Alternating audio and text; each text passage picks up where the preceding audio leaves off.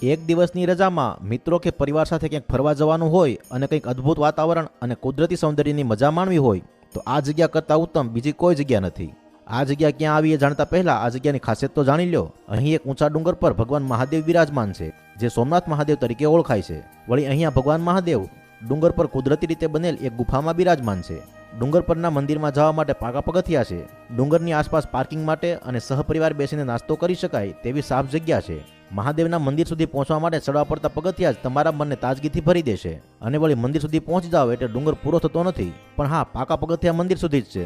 એમ છતાં કાચી પગકેડીનો ઉપયોગ કરીને ડુંગરની ધાર સુધી જઈ શકાય છે. અને મહાદેવના દર્શન કર્યા પછી ધાર સુધી જાઓ તો ત્યાંથી જે દ્રશ્યો દેખાશે એ કેરળ અને હિમાચલ કરતાં સહેજ પણ ઓછા નહીં લાગે એની ગેરંટી. શહેરોની ટ્રાફિક, પ્રદૂષણ અને ઘોંઘાટથી દૂર ગામડામાં શાંત અને ઊંચી જગ્યા પર ભગવાનનું સાનિધ્ય મળે એનાથી રૂડું બીજું શું હોય. એટલે જો તમે તળાજા, મહુવા, રાજુલા કે સાવરકુંડલા વિસ્તારમાં રહેતા હો તો ભગવાન શિવનું આ મંદિર એક યાદગાર પ્રવાસ બની જશે.